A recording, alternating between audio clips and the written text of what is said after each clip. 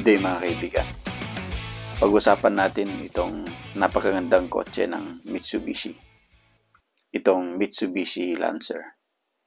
Ano kaya ang dahilan kung bakit diniscontinue or hindi na ito pinoproduce ng Mitsubishi despite na napakaganda nitong kotse na to at isa ito sa namamayagpag na kotse noong 1980s hanggang 90s.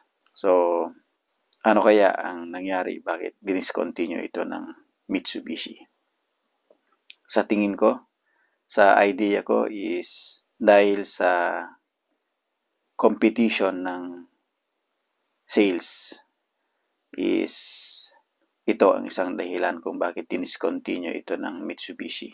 Medyo mababa kasi ang sales ng kotse na to kahit ang forma niya o kaya ang ganda niya dahil sa pang mga enthusiast lang ng kotse ang design niya. For nung lumabas kasi yung mga kotse na mapaporma na rin at matipid sa gasolina ay na-overshadow ng mga yun sa sales itong kotse na to.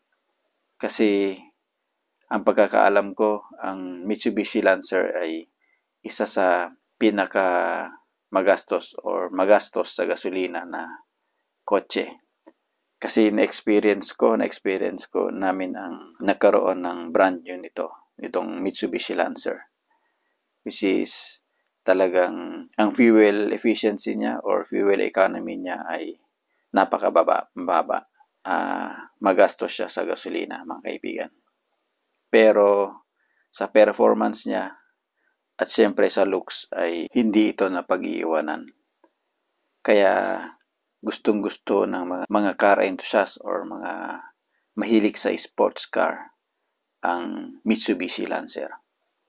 Kasi sa looks, sa design, at siyempre sa performance ay napakaganda niya. Ang isang dahilan siguro na kaya ba't diniscontinue ng Mitsubishi ang Lancer is yung Euro 5 standard or yung standard sa emission. Siguro hindi na-meet ng Mitsubishi yung emission standard sa engine ng Mitsubishi Lancer. At syempre, dahil matindi na talaga yung competition sa sales sa mga sedan or subcompact sedans ay talagang napag-iwanan sa sales ang Mitsubishi Lancer.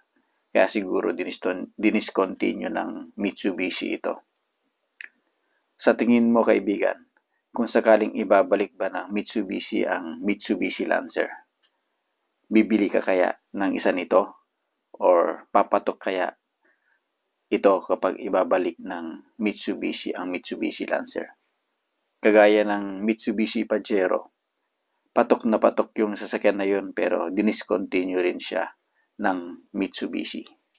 Kasi sa pagkakaalam ko ay na-overshadow siya ng sales ng mga SUVs. Yung Mitsubishi Montero, Toyota Fortuner, Ford Everest at Nissan Terra. At yung Isuzu MU-X. Kaya diniscontinue nila ang Mitsubishi Pajero. Hindi na siya nakasabay sa sales. Ganun din sa Mitsubishi Lancer. Yun din ang malaking dahilan kung bakit diniscontinue or hindi na siya pinoproduce ng Mitsubishi kasi hindi rin siya nakasabay sa sales. Natalo siya ng mga kotse na mga mura at maganda na rin ang forma. Ang direct competitor nito noon is yung Toyota Altis na ongoing pa rin, binebenta pa rin siya. At yung Honda Civic na existing pa rin sa market ngayon. Okay, that's all dito sa simpleng video natin or pagbigay natin ng idea or point of view sa hindi na pag-produce or hindi na pagbebenta ng Mitsubishi Lancer na brand new vehicle or nasa line-up nila ng brand new vehicles nila. Maraming salamat muli sa panonood mga kaibigan. And as always, keep believing and trusting the Lord. Keep safe, and God bless.